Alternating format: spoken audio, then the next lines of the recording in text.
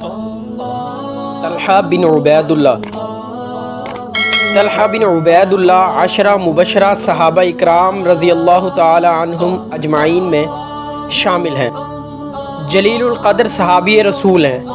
آپ کی کنیت ابو محمد قریشی ہے۔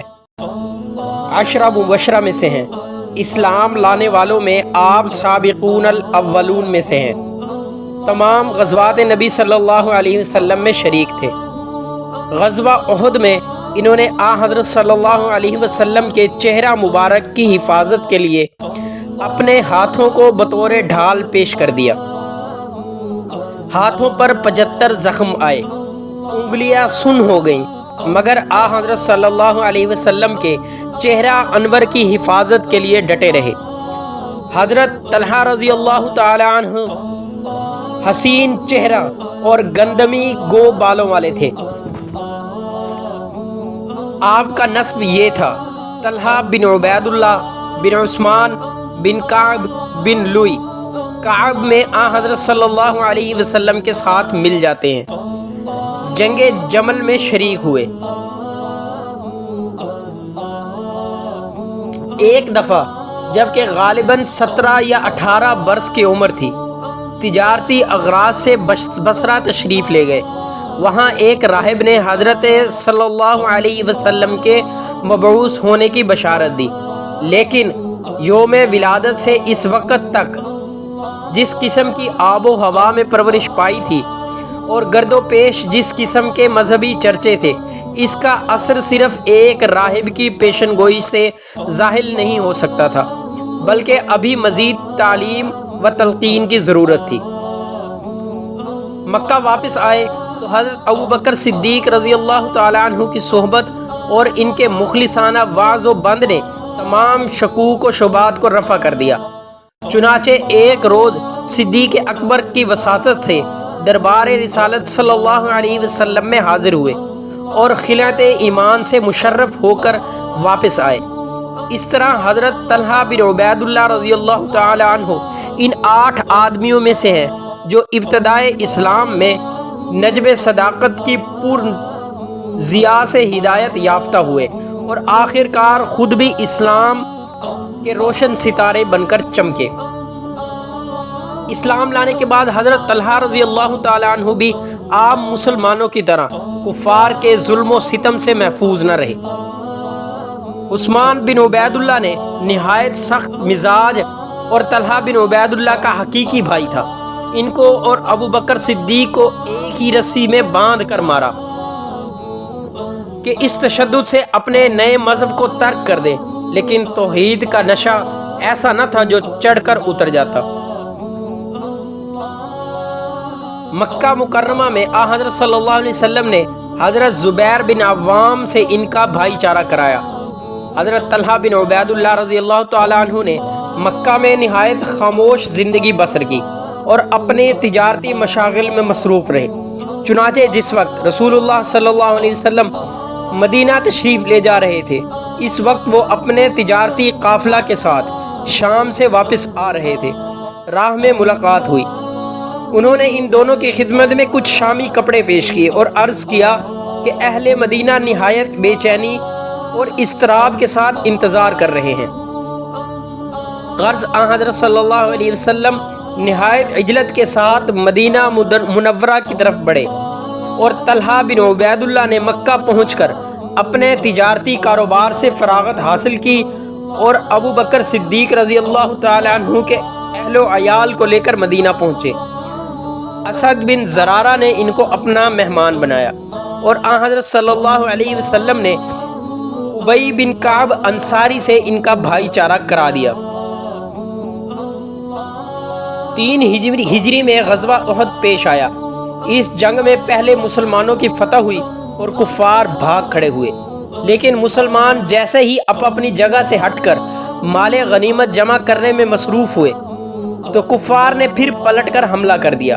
اس ناگہانی حملہ نے مسلمانوں کو ایسا بدحواس کیا کہ ان کو سرور کائنات صلی اللہ علیہ وسلم کی حفاظت کا بھی خیال نہ رہا اور جو جس طرف تھا اسی طرف بھاگ کھڑا ہوا۔ میدان جنگ میں صرف 10 یا 12 آدمی ثابت قدم رہ گئے۔ لیکن وہ سب بھی شمع ہدایت سے دور تھے، اور اس وقت صرف حضرت طلحہ بن عبید اللہ رضی اللہ تعالیٰ عنہ پروانہ وار جانثاری کے حیرت انگیز مناظر دکھاتے رہے۔ کفار کا ہر طرف سے نرغہ تھا، تیروں کی بارش ہو رہی تھی، خون اشام تلواریں چمک چمک کر آنکھوں کو خیرہ کر رہی تھی، اور صدہائے کفار سے صرف ایک مقدس ہستی کو فنا کر دینے کے لیے ہر طرف سے یورش ہو رہی تھی۔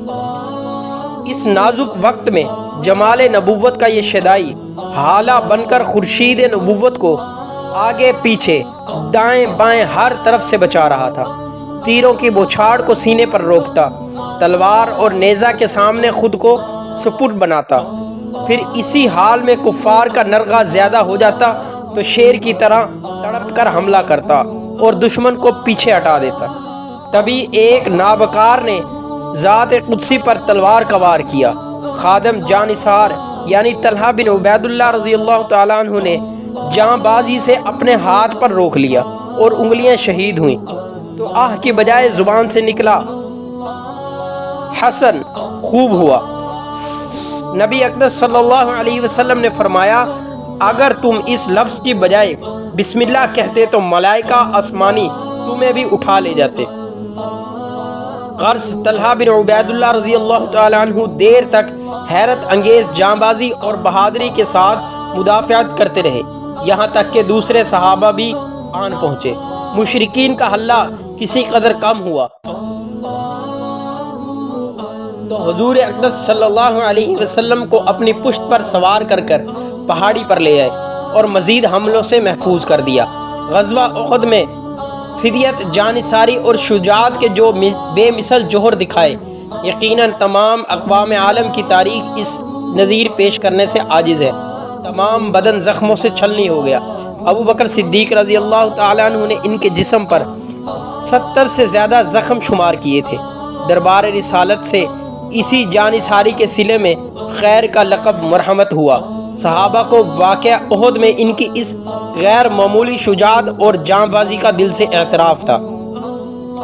ابو بکر صدیق رضی اللہ تعالیٰ عنہ نے غزوہ احد کا تذکرہ کرتے تو فرماتے کہ یہ طلحہ کا مخصوص دن تھا۔ عمر فاروق رضی اللہ تعالیٰ عنہ ان کو صاحب احد فرمایا کرتے تھے۔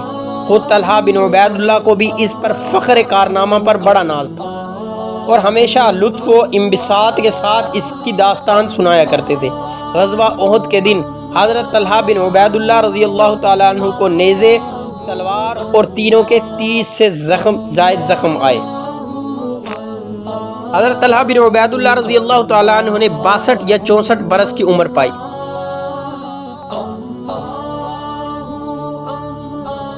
اور غالباً ذیقار شہادت حاصل کی اور اسی جنگ کے کسی گوشہ میں مدفن ہوئے، لیکن یہ زمین نشیب میں تھی، اس لیے اکثر غرق آب رہتی تھی۔ ایک شخص نے مسلسل 3 دفعہ طلحہ بن عبید اللہ رضی اللہ تعالیٰ عنہ کو خواب میں دیکھا کہ وہ اپنی لاش کو اس قبر سے منتقل کرنے کی ہدایت فرما رہے ہیں۔